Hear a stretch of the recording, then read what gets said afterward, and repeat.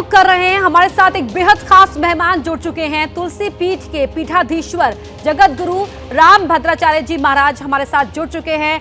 महाराज जी, बहुत बहुत स्वागत है आपका। पूरे आदर के साथ आपको प्रणाम करती हूँ पहले मैं तो। और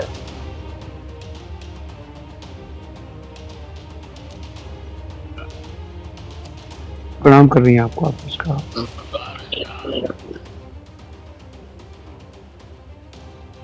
जगत गुरु जी, आप सुन पा रहे हैं मुझे?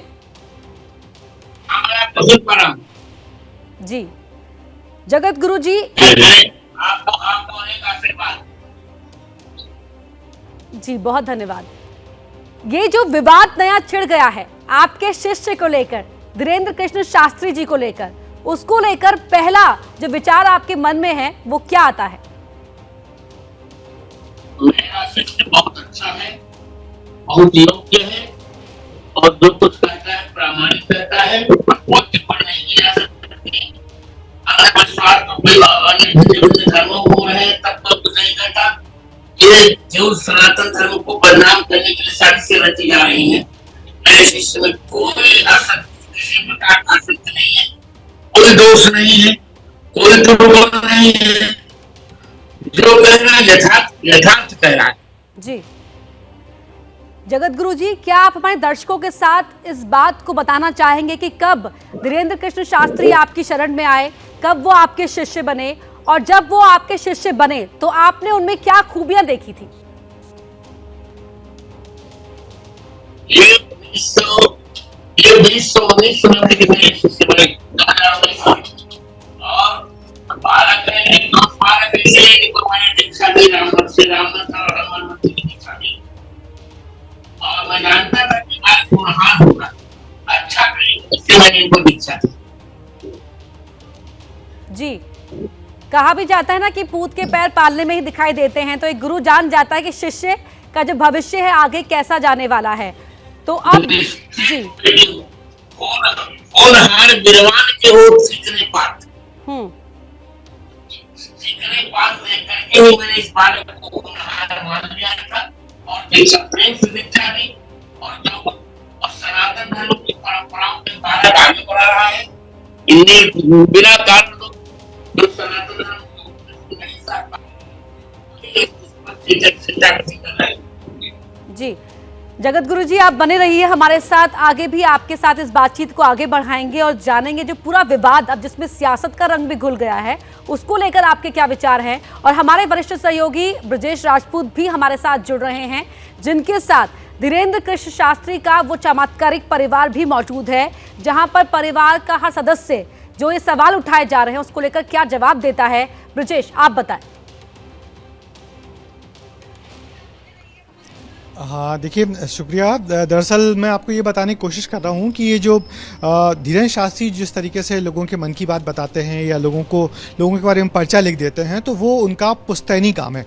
उनके दादा भी यही काम करते थे और उनके परिवार के और जो चचेरे भाई हैं वो भी यही काम करते हैं। हम जो बागेश्वर धाम है वो पास में एक छतरपुर जिले का गढ़ा गाँव है, और गढ़ा गाँव चूँकि अंदर है और बाहर एक गंज गांव है। हम इस समय गंज गांव में हैं और हम जिस घर में खड़े हैं ये आचार्य दिनेश गर्ग जी का घर है, और इस घर में मौजूद हैं दिनेश गर्ग जो उनके चचेरे भाई हैं, और उनके एक छोटे भाई और हैं लोमेश, वो भी इनके हमारे साथ में। और ये वही घर है जहाँ पे रहकर धीरेन्द्र शास्त्री ने अपनी स्कूलिंग पूरी की थी। यहाँ पर इसी घर में वो रहे हैं और यहाँ पे 12वीं तक उन्होंने पढ़ाई की है। इसके बाद फिर वो छतरपुर चले गए थे, वहाँ कुछ दिन उन्होंने कॉलेज किया।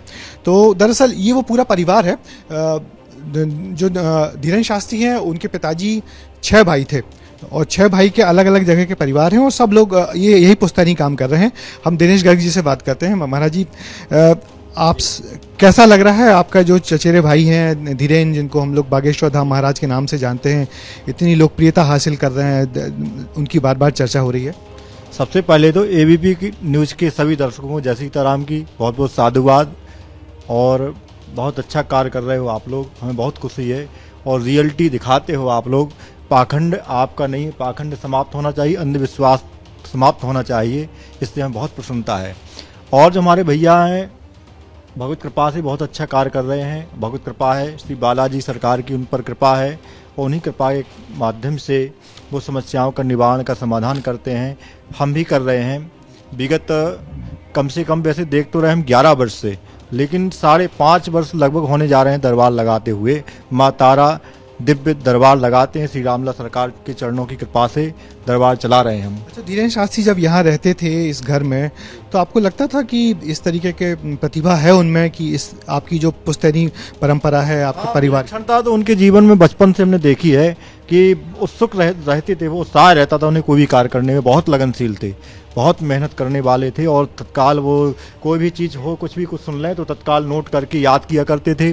और कोई मंत्र है, कोई पढ़ाई है, कुछ भी है तो उसे पढ़ने की कोशिश करते और सीखने की कोशिश करते, जो उनमें एक लगन थी, एक जिज्ञासा रहती थी हमेशा बातचीत चल रही है परिवार के साथ, उस बातचीत को आगे बढ़ाएंगे, दर्शकों को सुनवाएंगे भी, लेकिन एक बार फिर रुक कर रहे हैं हम जगत गुरु जी का। रामभद्राचार्य जी हमारे साथ लगातार जुड़े हुए हैं।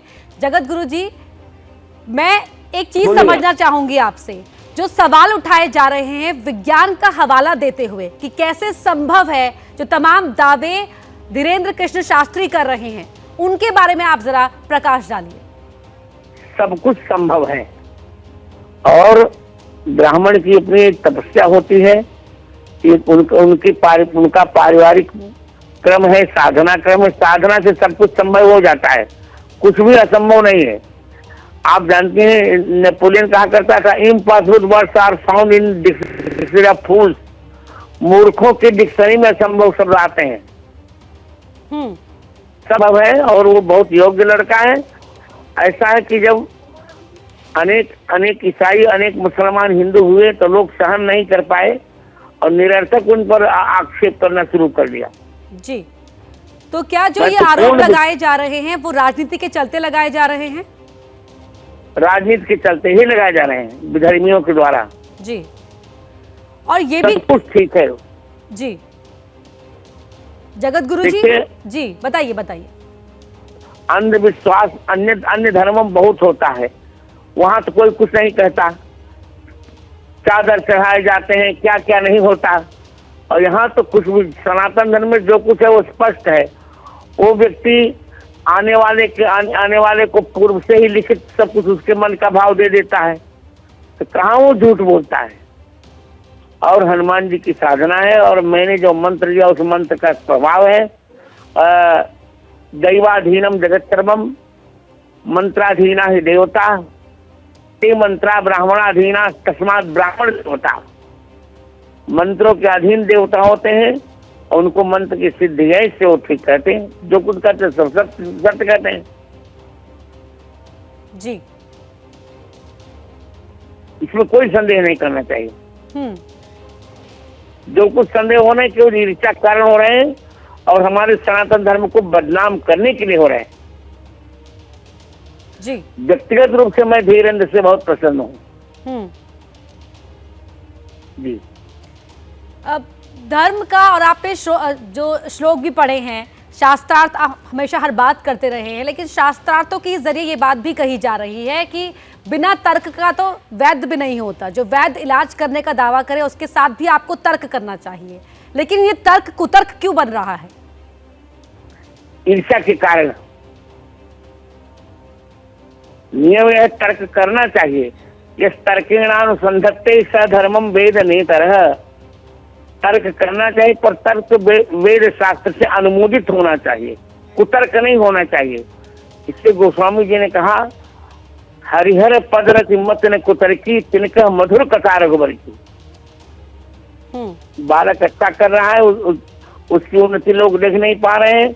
ऊंच निवास नीच करतूती, देख न सके पराय विभूति। जी,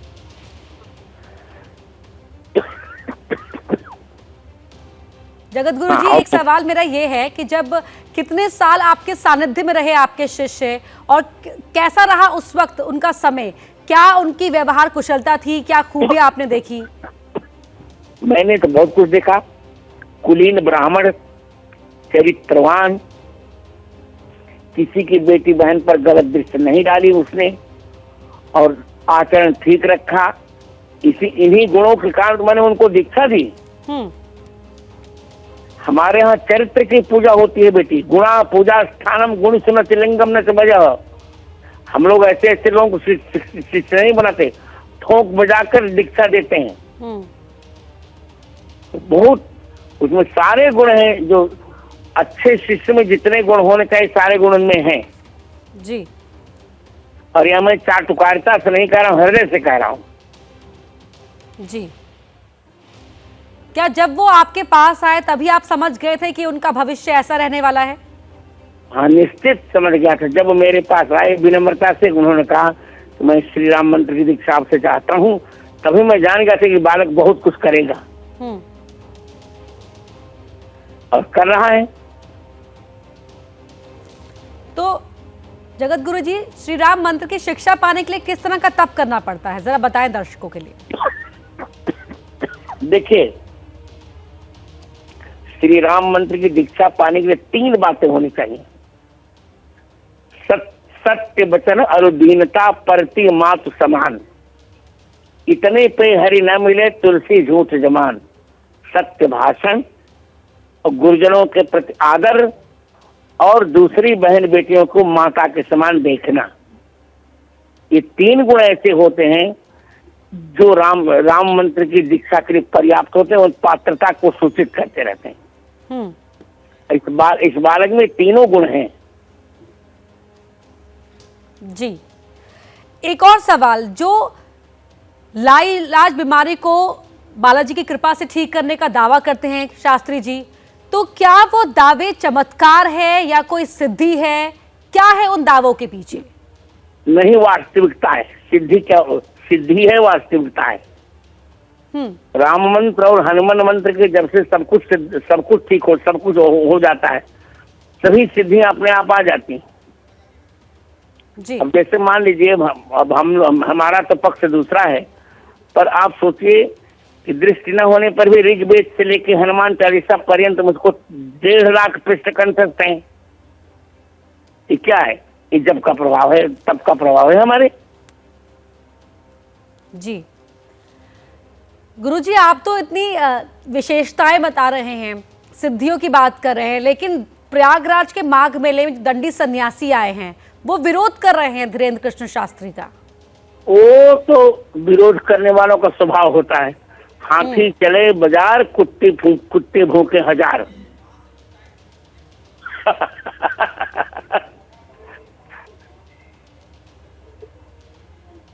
बोलिए बोलिए, पूछिए जी।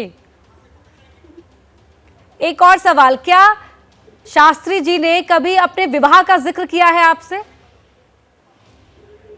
नहीं, कभी नहीं किया है, पर मैंने किया है। मैं विनोद में कहा करता तुम्हारा विवाह होगा तो मैं तुम्हारी बारात में चलूंगा जी। तो आगे कोई योजना है उनके विवाह करने की? उन्होंने तो मुझसे नहीं कहा। मेरे यहाँ प्रस्ताव बहुत आ रहे हैं। सब लोग मुझे कहते हैं जगत गुरु से पूछ लो।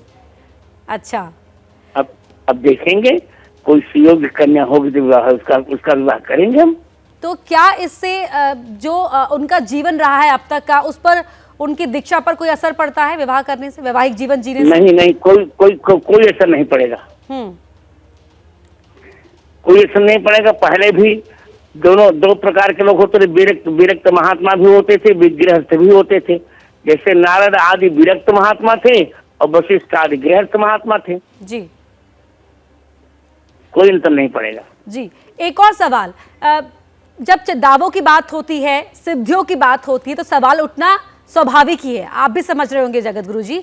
लेकिन सवाल इस बात को लेकर भी उठ रहे हैं कि अगर उनके पास इतनी शक्तियां हैं तो समाज में व्याप्त बुराइयों को खत्म करने के लिए, या जिससे समस्या से जूझ रहा है पूरा समाज, उनको खत्म करने के लिए क्यों नहीं उसका इस्तेमाल किया जाता है? नहीं, किया जा रहा है। जब हम कहेंगे करेंगे, समय देख करके हमें, देखिए, वो जो कुछ करते हैं मेरी इच्छा के अनुसार करते हैं। समय देखकर मैं कहूंगा, जैसे अभी मैंने पीओ के भारत में आ जाए, इसके लिए अभी मैंने 1008 कुंडी हनुमान महायज्ञ किया। जब जैसी परिस्थिति बनेगी मैं उनको निर्देश दूंगा, वो करेंगे जी, और उससे लाभ होगा समाज का। जो हो रहा है वो आपके निर्देशानुसार ही हो रहा है? निश्चित मेरी निर्देश के अनुसार हो रहा है। और प्रायशः वो मुझ पर फोन से संपर्क में रहते हैं। संपर्क उनका मेरा रहा करता है, मैं जैसा कहता हूँ वैसा वो करते हैं। क्या आप ये भाप गए थे कि अभी कुछ समय तक वो विवादों में रहेंगे? नहीं, विवाद देखिए, मेरा मानना है बेटी, जिसके जीवन में जितना संघर्ष होता है उतना ही उसके जीवन में उत्कर्ष होता है।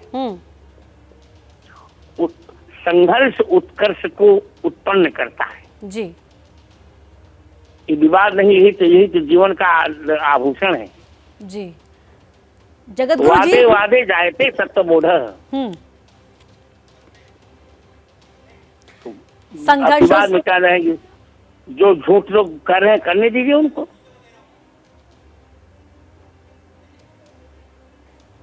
जी, संघर्षपूर्ण तो आपका जीवन भी रहा। संघर्ष करने के बाद एक लंबे तपस्या के बाद ही एक गुरु का दर्जा हासिल होता है, लेकिन बहुत कम उम्र में जिस तरह की ख्याति मिल रही है धीरेंद्र कृष्ण शास्त्री को, क्या लगता है कि वही एक बड़ी वजह बन गया है इस पूरे विवाद के पीछे? इसी देख नहीं सकें पराय विभूति, दूसरों की उन्नति लोग सहन नहीं कर पाते, निरर्थक अपराध करते। देखिए, मेरे संघर्ष में इनके संघर्ष थोड़ा अंतर है। मेरा पक्ष था शास्त्रीय, और निरंतर मैं शास्त्रीय चिंतन ही करता रहता हूँ जी। तो मेरा और उनका संघर्ष सिद्धियों का जी। तो दोनों का पक्ष ठीक है, दोनों अपने अपने मार्ग पर बिल्कुल ठीक है। जगत गुरु जी, कोई आपत्ति नहीं। एक सवाल खड़ा किया है शंकराचार्य स्वामी अविमुक्तेश्वरानंद ने। उन्होंने कहा है कि अगर इतनी ही दिव्य शक्तियां हासिल हैं तो उत्तराखंड के जोशीमठ में जो दरारें पड़ रही हैं उन दरारों को भरकर दिखाएं। पहले वही दिखा दे। पहली बात तो अभी वो शंकराचार्य है नहीं, उनको ये कहने का अधिकार। अभी कोर्ट में निर्णय, अभी कोर्ट उनका निर्णय कोर्ट में लंबित है। वो ही नाथ शंकराचार्य और ज्योतिर्मठ में जो दरारें पड़ने, पहला कर्तव्य तो उन्हीं का है, क्योंकि वही उसके शंकराचार्य के दावादार है। पहले वो कर लें, जब उनसे नहीं हो पाएगा तो हम अपने शिष्य को कहेंगे। क्या ये संभव है? हाँ, सब कुछ संभव है। तो पहले वो कह दे कि मैं नहीं कर रहा हूँ, और मैंने आपको बताया कि शंकराचार्य है ही नहीं। जी, पूछे बेटे, नहीं संकोच पूछिए, मैं उत्तर देने के तैयार। जब बात होती है ना इस तरह के दावों की, जहां पर धर्म आ जाता है तो तमाम सियासत शुरू हो जाती है, सवाल उठने शुरू हो जाते हैं। एक आखिरी सवाल मेरा आपसे ये है, इन दावों के पीछे विज्ञान की प्रामाणिकता, क्योंकि आप तो बहुत ज्यादा ही पढ़े लिखे हैं, आपको तमाम तरह की विद्याओं में ख्याति हासिल है, महारत हासिल है, तो क्या कहेंगे कि दावों के पीछे का विज्ञान है क्या? कुछ ऐसे प्रकरण होते हैं जहाँ विज्ञान कुछ नहीं कर पाता। आस्था एक ऐसी वस्तु होती है, वहाँ विज्ञान का हस्तक्षेप नहीं होता, वहाँ केवल मान लेना पड़ता है। जैसे मान लीजिए, एक उदाहरण दे रहा हूँ मैं। एक लोग कहते हैं कश्मीर में एक बाल है, वो मोहम्मद साहब का है। अब मोहम्मद साहब का बाल है, इसमें क्या विज्ञान करे बताइए? 2000 वर्ष के बाल के पीछे उसमें कौन सा विज्ञान वहाँ होगा? वहाँ आस्था ही नहीं प्रमाण होगी। बहुत सी बातें यहाँ होती हैं बेटी, जहाँ विज्ञान कुछ नहीं करता, वहाँ आस्था प्रमाण होती है। धर्म हमारा आस्था प्रमाण सिद्धांत का पोषक होता है जी। हमारी आस्थाएं हैं, और विज्ञान भी इनको जस्टिफाई करता है, सत्य कहता है जी। बहुत धन्यवाद जगत गुरु जी, समय निकालने के लिए, हमारे दर्शकों के लिए, और आपने इतनी तमाम बातों पर जो स्पष्टता पेश की है वो दर्शक देख रहे हैं, सुन पा रहे हैं। बहुत धन्यवाद आपका। तो लगातार इस चर्चा को हम आगे बढ़ाएंगे। आपने सुना जगत गुरु रामभद्राचार्य जी महाराज को। इसके अलावा हमारे साथ और मेहमान भी जुड़ेंगे। अखिल भारतीय संत समिति के महासचिव हैं, वो भी हमारे साथ जुड़ चुके हैं। कांग्रेस की तरफ से भी हमारे साथ जुड़ चुके हैं प्रतिनिधि, और साथ ही गुरु मां कंचन जूना अखाड़े से भी हमारे साथ जुड़ चुकी है। इस बातचीत को आगे बढ़ाएंगे। और आप देख रहे हैं आगे का एजेंडा। आपके साथ मैं हूं अपर्णा मौसम और इस वक्त की बड़ी खबर आपको बता रहे हैं। बागेश्वर वाले बाबा धीरेन्द्र शास्त्री पर सवालों और विवादों के बीच ये बड़ी खबर आ रही है। आज छत्तीसगढ़ के मुख्यमंत्री भूपेश बघेल धीरेन्द्र कृष्ण शास्त्री से मिलने जा सकते हैं। बघेल उस वक्त बाबा से मिलने जा रहे हैं जब उनके ही एक मंत्री ने बाबा को चैलेंज दिया है। धर्मांतरण को लेकर छत्तीसगढ़ के आबकारी मंत्री कवासी लखमा ने धीरेन्द्र शास्त्री को चैलेंज किया था। अभी बाबा का दरबार छत्तीसगढ़ की राजधानी रायपुर में ही लगा हुआ है। इस वक्त ये बड़ी खबर आपको बता रहे हैं। छत्तीसगढ़ के सीएम भूपेश बघेल आज धीरेन्द्र कृष्ण शास्त्री से मिलने जा सकते हैं और हमारे साथ खास मेहमान लगातार जुड़े हुए हैं। हमारे साथ हमारे सहयोगी ब्रजेश राजपूत लगातार जुड़े हुए हैं और साथ ही हमारे साथ गुरु मां कंचन भी जुड़ी हुई है जूना अखाड़े से। गुरु मां का रुख करेंगे, लेकिन उससे पहले ब्रजेश राजपूत मैं आपका रुख कर रही हूं क्योंकि आप गढ़ा गांव में हैं। आप उस बातचीत को आगे बढ़ाएं और क्या देख पा रहे हैं आप इस समय? देखिए अपर्णा, ये वो परिवार है धीरेन्द्र शास्त्री का जहाँ पर वो जो पर्चा लिखने वाला काम है कि लोगों के बारे में जान लेना, लोगों की समस्याओं का समाधान बताना, वो बड़ा अद्भुत काम है। और वो धीरेन्द्र शास्त्री तो उनके परिवार का पुश्तैनी काम है। और आलम ये है, जब हम यहाँ आए तो ये जान के हैरान रह गए कि उनके परिवार के अधिकतर लोग यही काम करते हैं। हमारे साथ जो उनके चाचा हैं जो स्वामी प्रसाद गर्ग हैं और ये भी यही काम करते थे। और उनके जो चचेरे भाई हैं दिनेश, वो भी यही काम करते हैं। और उनके एक भाई और हैं लोमेश, वो भी अनुष्ठान करते हैं। वो पर्चे वाला काम नहीं करते, मगर ये पर्चा निकालने वाला काम बड़ा अद्भुत है। इस तरीके से एक पर्चा होता है और जो भी इनके पास आता है मिलने के लिए अपनी दुख समस्याएं लेके, और बस उसको ये देखते हैं और इस पर्चे पे अपना सारा उसकी समस्या लिख देते हैं, मगर समस्या के साथ समाधान भी बताते हैं। ये बड़ी बात है। दिनेश जी, ये मुझे बताइए, कल से मेरी आपसे बात हो रही है, तो कुछ बताइए ये क्या है, ये कौन सी विद्या है जो आप पूरे परिवार साधे हुए हैं कि आपके पिताजी करते थे, आप कर रहे हैं, आपका भाई धीरेन्द्र शास्त्री कर रहा है, तो इसको कहते क्या है और कैसे साध लेते हैं आप लोग, और है क्या? चमत्कार है, अनुष्ठान है, मंत्र है, तंत्र है, क्या है ये? जी, विद्याएं देखिए, विद्या अनंत और अपार हैं। अनेक प्रकार की विद्याएं हैं और जो भगवत कृपा और साधना से संभव हो जाती हैं। साधना जरूरी है और भगवत कृपा जरूरी है, इष्ट कृपा जरूरी है, गुरु कृपा जरूरी है। इसमें पूरा आपके परिवार पे क्यों बरस रही है पूरी कृपा? हमारे पैतृक है, हमारे जो पूर्वज थे, हमारे दादा परदादा थे, उन्होंने तप किया। हमें बताया गया, हमने देखा तो नहीं है, अपने परदादा को उन्हें बताया गया। जो दादाजी जाके जंगल में तप किए, 6-6 माह तक बनपत्ती उन्होंने खाई। तब उनने किया, मगर आप ये अब काम कर रहे हो, तो आपने कौन सा तप किया और कब किया? उन्हीं का आशीर्वाद है, हमारे पूर्वजों का आशीर्वाद। इतनी पीढ़ियों से आशीर्वाद आप पर चला आ रहा है? जी, चला रहा है। और साधना का जो विषय है, विद्या अनंत कहा गया है। अक्षरम मंत्रम नास्ति, ऐसा कोई अक्षर नहीं जो मंत्र ना बन सके। नास्ति मूलम न औषधम, ऐसी कोई वनस्पति नहीं औषधि ना बन सके।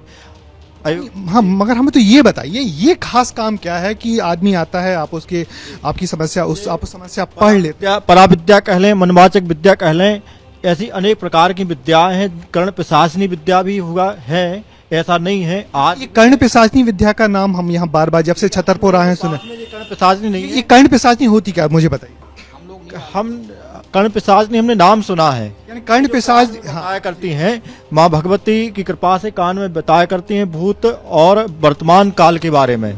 कौन बताती? पिशाचिनी बताती? क्या बताती, कैसे? माँ भगवती हैं, देवी हैं, उन्हीं का नाम है कर्ण पिशाचिनी। और ये जो आप जो पर्चा बनाते हैं, ये पर्चा बनाने वाली विद्या का श्री रामला सरकार माँ भगवती तारा माँ की कृपा से उनका ध्यान करके हम पर्चे पर जो लिख देते उनकी कृपा से सत्य हो जाता है, बस और कुछ नहीं है। मगर कल हमने आपका पर्चा देखा था, आपने जो पर्चा लिखा था तो उसमें बहुत सारी बातें बड़ी कॉमन सी थी।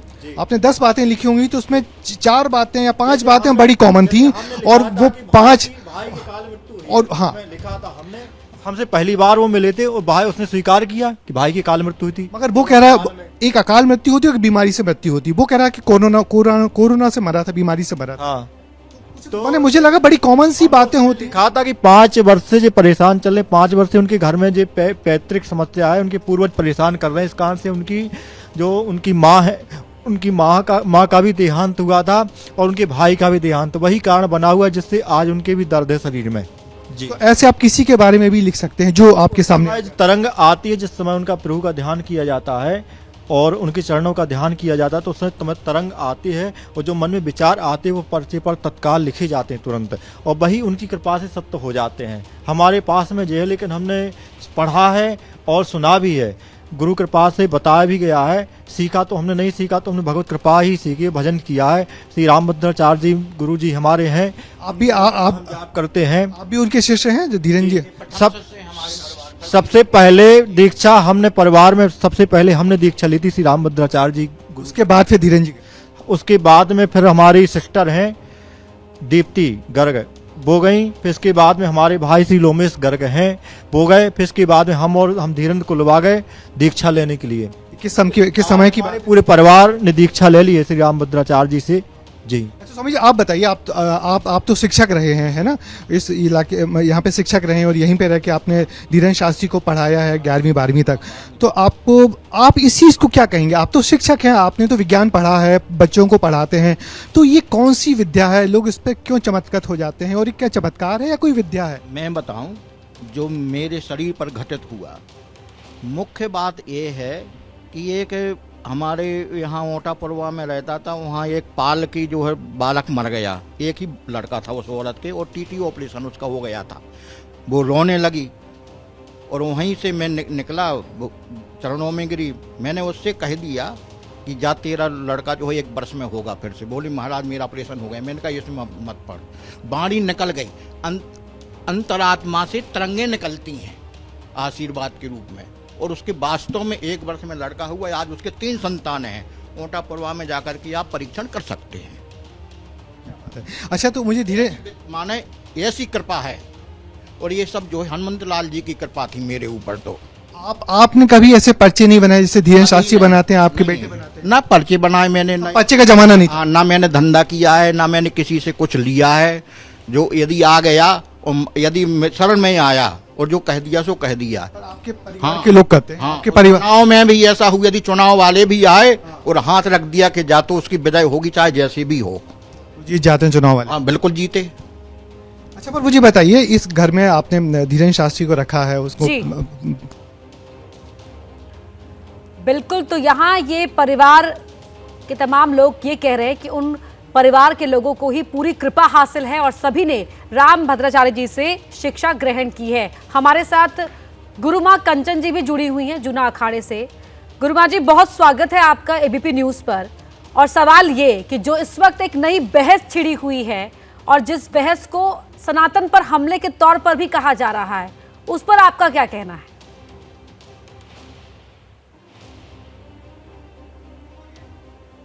देखिए, सनातन एक अलग विषय है और धीरेन्द्र कृष्ण शास्त्री जी की बात अलग है। मैं कहती हूँ सारी सिद्धियां होती हैं।